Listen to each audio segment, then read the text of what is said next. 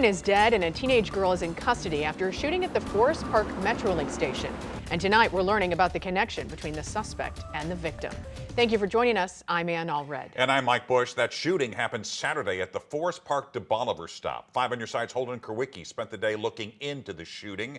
And Holden, what are police telling you about this case? Well, Mike, Ann, though they have the suspect in custody, police have yet to identify her or the victim, who is currently listed as a Jane Doe. However, they told me in the past year there have been 257 calls for service at that location, and about a third of which were called in by officers. And people that live in the area told me something simply needs to change.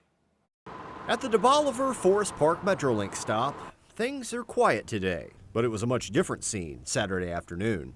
I'm tired of violence. I've been seeing violence my whole life. I'm really tired of it.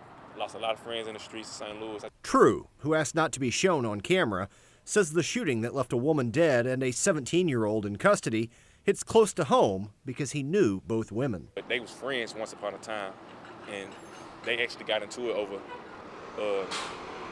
some clothes. Whether it's a 17-year-old or a 37-year-old, it's a tragedy.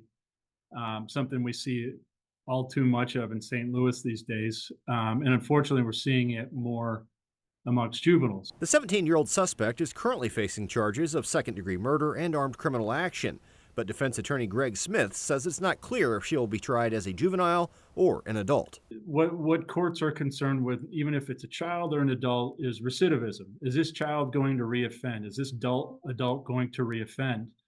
So what we have to look at is your history. If there is a pattern of behavior that's concerning. Before making that determination, investigators often look at a suspect's grades and school record, criminal history, and interview their parents. And generally in a certification hearing, you want to know what happened, or at least what's alleged to have happened. So that can cause delays.